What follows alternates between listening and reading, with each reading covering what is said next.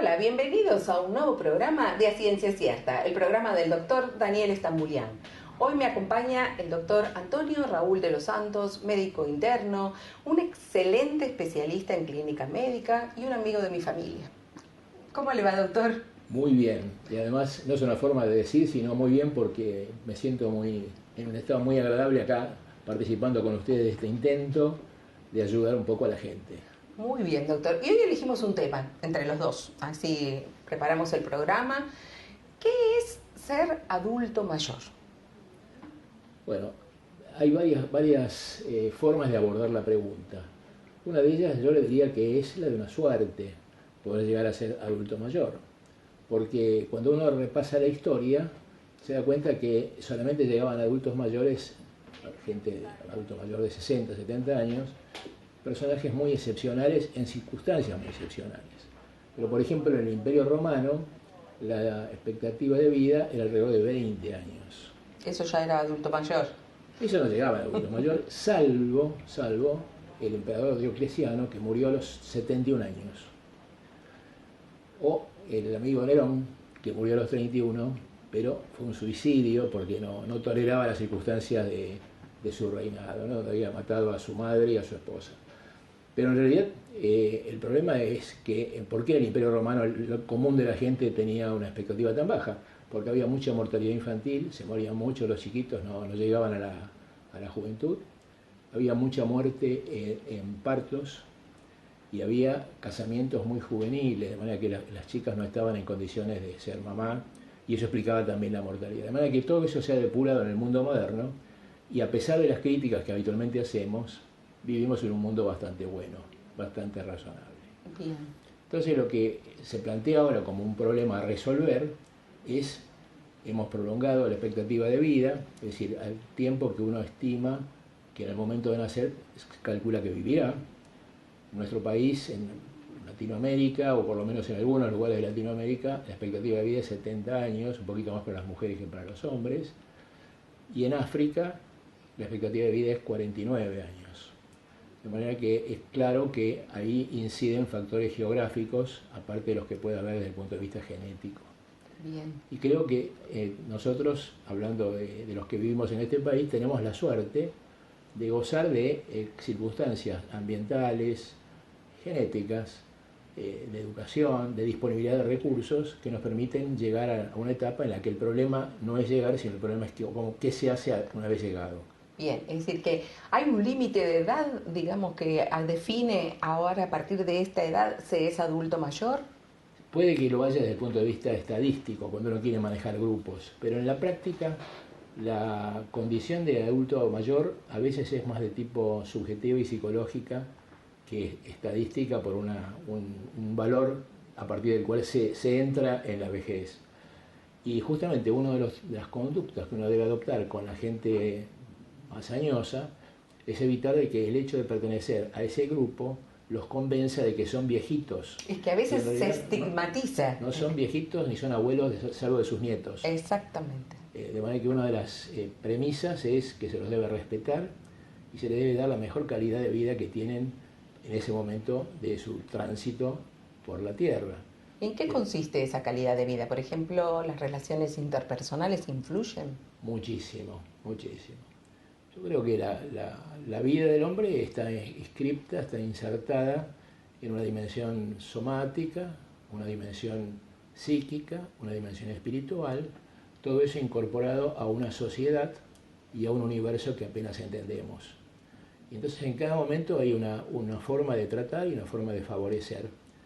Debo decir que los médicos ayudamos, pero ayudamos mucho menos de lo que la gente puede creer. La salud es algo mucho más trascendente al trabajo de los médicos y de la medicina.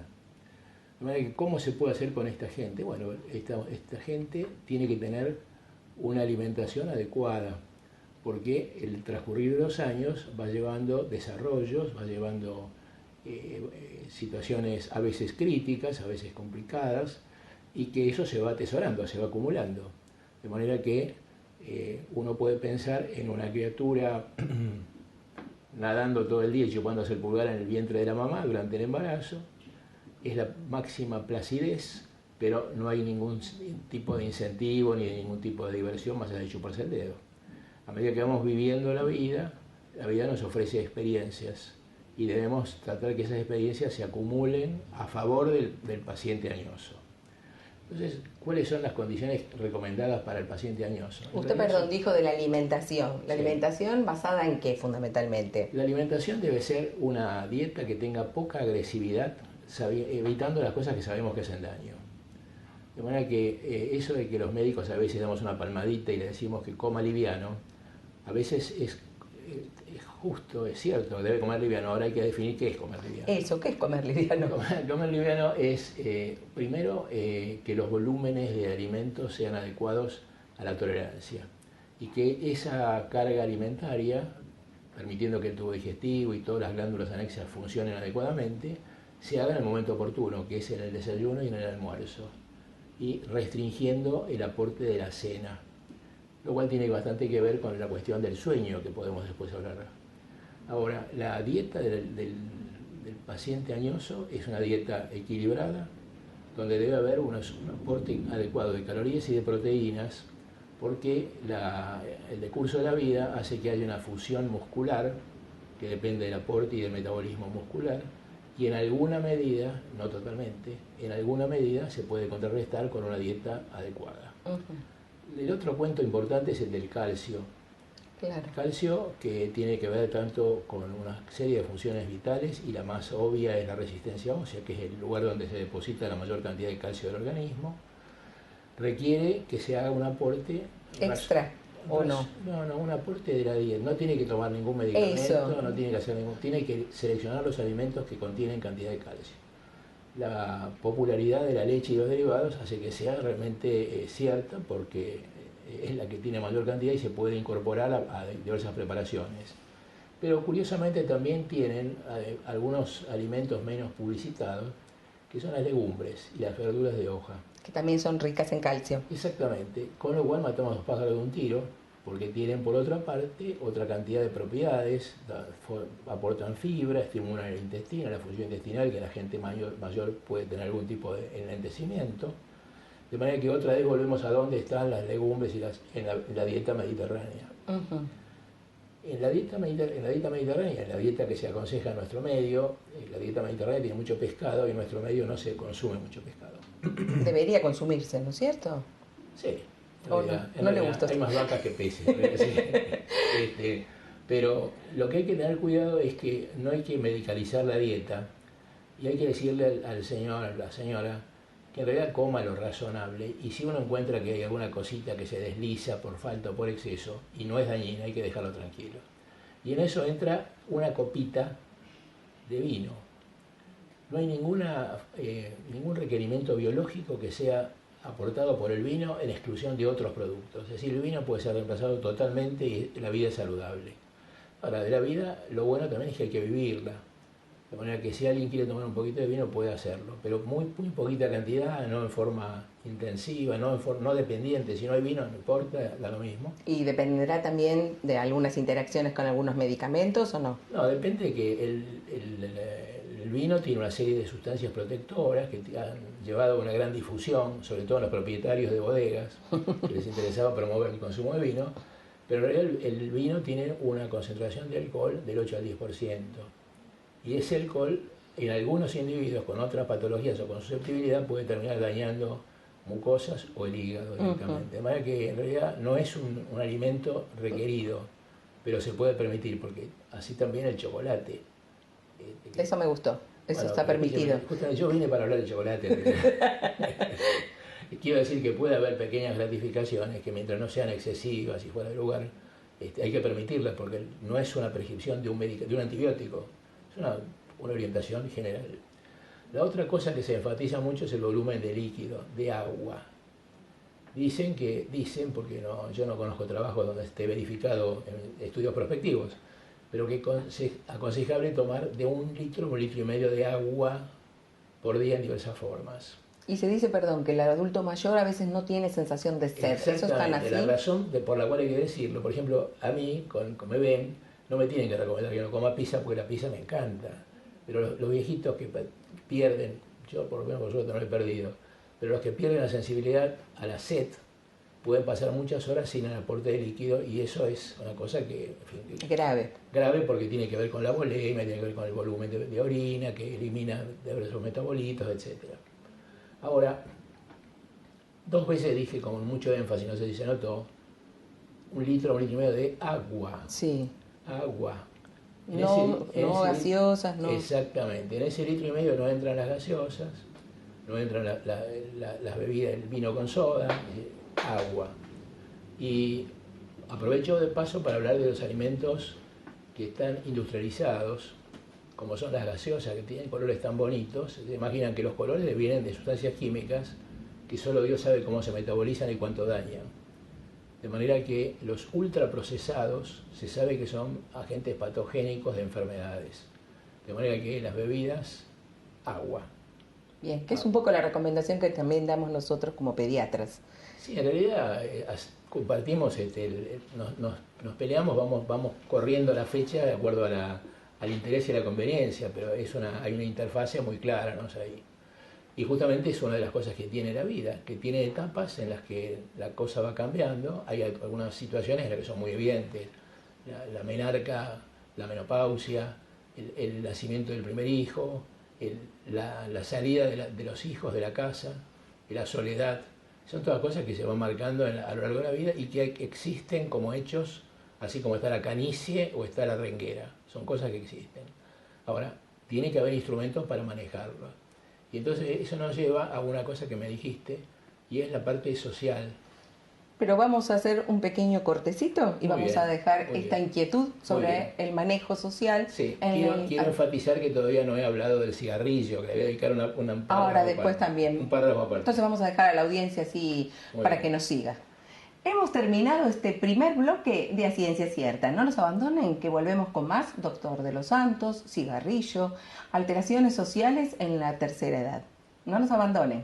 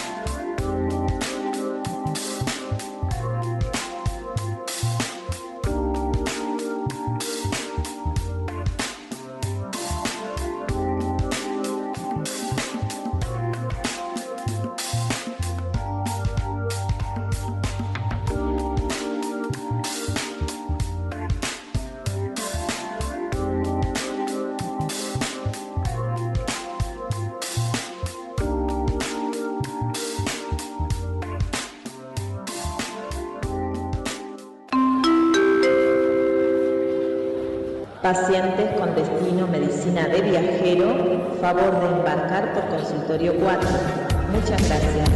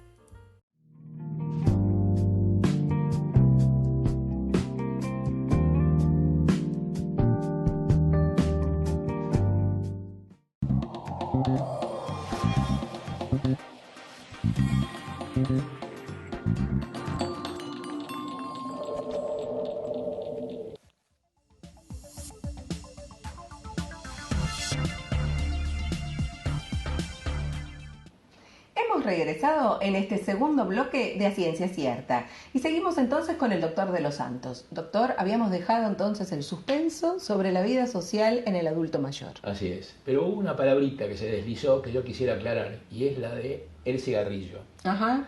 El cigarrillo es uno de los peores venenos que azotan a la humanidad, que en nuestro país es tremendo el daño que hace y que por razones políticas y económicas no se emiten las leyes que todo el mundo sabe que serían protectoras del consumo. La única medida que se toma es periódicamente ir aumentando el precio de los medicamentos, de los cigarrillos, medida que es bien conocida como conducente.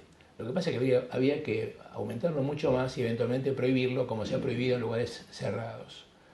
El cigarrillo es tóxico desde el punto de vista general por las sustancias que se inhalan, y está vinculado con una cantidad de cánceres, de tumores, y está vinculado con los daños que se pueden operar a todo lo largo del tubo digestivo y del aparato respiratorio, que son bien conocidos, y que en realidad probablemente si uno hiciera un cálculo que está hecho, cuánto entra como impuesto al tabaco y cuánto se gasta en calidad de vida y en atención de pacientes afectados por el tabaco, el balance sería en contra del tabaco. Sin embargo, es una de las locuras que en nuestro mundo operan. ¿Usted no ha notado disminución con esto de que han aparecido cartelitos dentro de los cigarrillos que dicen el cigarrillo mata? ¿Ha notado alguna disminución o no? No, más mínimo. Y tampoco lo que está visto, que es, no digo demostrado, ¿no? Digo visto, es que el aumento del precio disminuye el consumo. Pero eso es una cosa que tiene un límite. Claro, pero no hay conciencia de los problemas de salud que trae aparejado, que son gravísimos. Además hay condiciones que tienen que ver con la educación y con los hábitos desde la juventud. Uno ve pacientes que se están muriendo de cáncer de pulmón y siguen fumando. Sí. Van al pasillo del hospital, de la sala, y fuman. De manera que tiene que ver cosas más complejas y que merecen un tratamiento, porque es una cosa que tiene tanta polivalencia dañina que sería bueno matar varios pájaros de un tiro, ¿no es cierto? Ahora, volviendo al tema este de... Es decir, que el cigarrillo totalmente contraindicado en el adulto mayor, en todas las edades, sí, en realidad. Desde el bebé recién nacido hasta la muerte hay que suspenderlo. Porque aparte existe el fumador pasivo también. Bueno, el fumador pasivo, el fumador tremendo, una cosa que uno no puede tolerar, ver una señora embarazada fumando. Y la vemos. Las sustancias que tiene, que el tabaco, que son muchísimas. Justamente el tabaco el cigarrillo no es tabaco, el cigarrillo es tabaco más otras cosas. Por eso hay marcas distintas y hay sabores distintos, cosas que les ponen. Producto multiprocesado, dañino para la salud. Entonces, eso es una cosa que no se debiera tolerar. Y en las casas de los bebés también se fuma, y esto se sabe que aumenta la incidencia de bronquiolitis y de su gravedad. Claro, pero además es muy fácil de entender, no requiere un conocimiento profundo de la anatomía y la fisiopatología, es lógico. Es más fuerte el ser adicto a eso. Claro, ¿no? claro. Es grave. Muy bien, ahora, entonces cigarrillo contraindicado. El cigarrillo, obviamente, todo el mundo entiende, el asunto es que hay que convencerse. Una política útil es que los chicos le pidan a sus padres que no fumen. Eso está hecho, está estudiado, porque el chico insiste y además le crea una especie de culpa al padre que está bien señalada por el chico que pide. Ahora, volviendo a los viejitos, una de las enfermedades que acontecen en la edad adulta, dije enfermedades y puse comillas, no se ven porque estoy hablando, pero están las comillas, es la soledad. Es decir, son gente que tiene una familia más o menos bien constituida y tuvo suerte en la vida de tenerla. Pero el decurso de la vida hace que esos chicos, por suerte, se casen, tienen su propia familia, tienen vínculo con la familia del cónyuge, de manera que hay una atracción hacia afuera. Está también la vida que a veces lleva a la pérdida del cónyuge. De manera que los mecanismos de soledad son muchos y es un gran problema. Un gran problema porque esa soledad se transforma en una enfermedad, se transforma en algo que en general tiende a la depresión, tiende al ensimismamiento, en la reconversión hacia sí mismo, y es una tristeza en alguna medida evaluable. Hay cosas que no se pueden evaluar, no se pueden evitar, y esta sí. Entonces, en este sentido, quisiera hacer un comentario sobre una palabra que es geriátrico. Hay dos palabras que son horrorosas, que son Alzheimer y geriátrico. Y geriátrico en realidad es una mala palabra, es una palabra incorrecta, porque geriátrico es un... Iátrico es médico y geri es viejo, es decir, que es un lugar para viejos enfermos. Y en realidad si uno lo llamara hogar de ancianos, no haría un cambio semántico solamente, sino haría un cambio conceptual. Y es curioso que a veces en forma obligada y otras veces electiva, los viejitos van a terminar sus años en un hogar de ancianos.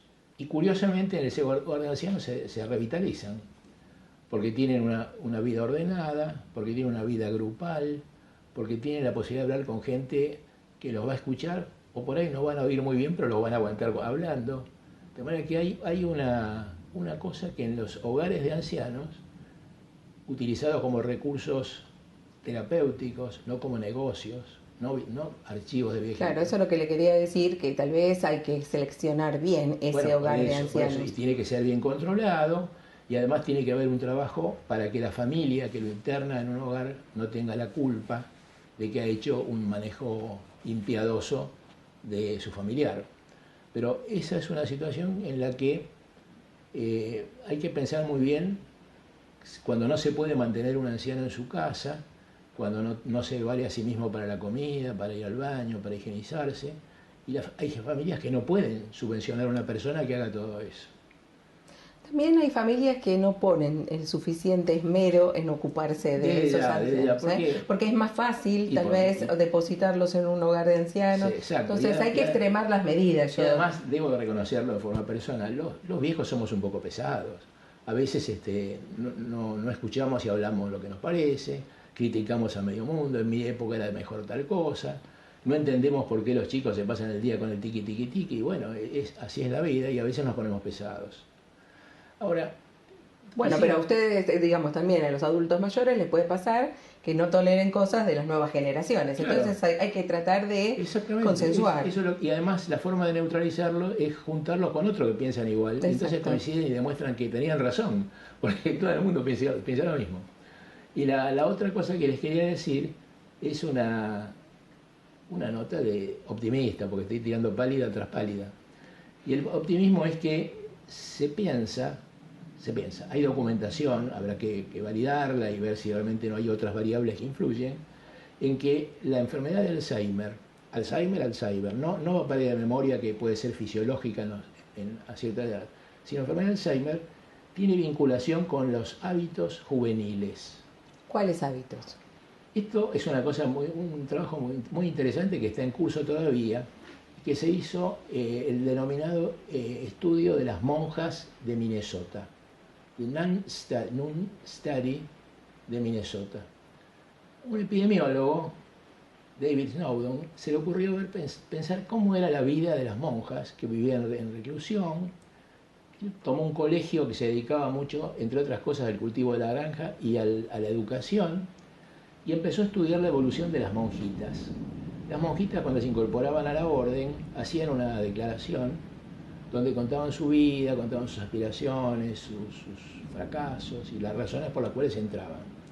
Y ellas firmaban un consentimiento para que periódicamente les pudieran hacer un examen físico, psicológico, bioquímico, y eso fue asentándose en una historia clínica que se fue elaborando año tras año. Y por último, cuando las monjitas dejaron de horrorizarse, que no se horrorizaron mucho, les pedían en el consentimiento que cedieran su cerebro para que después de muerta fuera estudiado por un histopatólogo. Y firmaban. Las que firmaban se incorporaban a este estudio. El estudio comprendió, hasta la fecha, porque continúa, 678 monjitas que llegaban a edades avanzadas. Parecía que el hábito las protegía, eran todas iguales desde el punto de vista del diseño experimental, formidable, porque eran todas parecidas, no bebían, no tenían enfermedades de transmisión sexual, no tenían aspiraciones, ni se peleaban con los yernos, ni con la... No tenían ningún problema familiar. Eso era un buen diseño de este hombre. Después llegó un momento que él no se cansó, se puso él viejo, y pasó a otro grupo, anduvo por 2 o 3 universidades y volvió a Minnesota, así que continúa en Minnesota. Y lo interesante es que vieron que las chicas monjitas entraban a la orden alrededor de los 20, 21 años, tenían una ideación cuando hacían esa declaración que correlacionaba con la ausencia del deterioro intelectivo en la vejez. Es decir, que parecía que la educación y el hábito y la forma de expresarse, en alguna medida, demostraba que el cerebro tenía algún recurso para defenderse. Eso es una cosa curiosa. La otra cosa curiosa es que vieron que no era la vacuna contra el Alzheimer, que tenían Alzheimer, aunque tenían algún tipo de desarrollo y de contacto más o menos razonable, claro, tenían sus fallitas que se toleraban porque en la comunidad se toleraban unas monjitas a otras. Pero lo curioso, lo extraordinario, es que las lesiones de las plaquitas esas de Alzheimer aparecían en zonas que tenían menos que ver con la memoria y con el intelecto, en las que tenían cultura en la juventud. Es decir, que es una cosa que no tiene explicación, pero que es un hecho fáctico, está. De manera que pareciera que el Alzheimer es una enfermedad que empieza a manifestarse alrededor de los 50 años, es una demencia no senil, presenil, gente más o menos joven, pero que tiene antecedentes y que a lo mejor tiene prevenciones muchos años antes. Y por ejemplo, ¿qué se podría hacer en la juventud? La juventud se le podría decir que hay unos objetos que tienen cosas duras de los lados y blanditas. Se llaman libros. Se llaman libros, sí, que no hay que cargarlos, no tienen batería. Los libros son útiles, ¿no? De manera que los libros y el desarrollo mental. Y la otra cosa, también paradójica, es que encontraron relación entre la actividad física y esa cosa del cerebro. Parece que la actividad física promueve la actividad cerebral, que hay vínculos y hay teorías, todavía no está perfectamente demostrado, que son capaces de diferenciar células embrionarias de las neuronas estimuladas por el ejercicio físico. De manera que los muchachos de sesentones para adelante conviene que hagan el ejercicio que puedan, pero que puedan caminar o que puedan hacer un poco de flexiones o que puedan juguetear en un gimnasio en el hogar de ancianos o con los nietitos, pero eso tiene... Porque eso va a ayudar. Eso ayuda al esqueleto, porque es y a la mente. Y a la mente. Doctor, tenemos que terminar, lamentablemente. Fue excelente toda su presentación y lo vamos a volver a invitar como siempre. Bueno, digo al final lo que debe decir al principio, y es mi agradecimiento a la coordinadora de este programa y al doctor Estambulián. Y al técnico que está filmando, que también hay que nombrar. El productor Tulio. Muchas gracias. Muchas gracias a usted. Hemos concluido este brillante programa. Nos vemos en una semana con más A Ciencia Cierta, el programa del doctor Daniel Estambulián.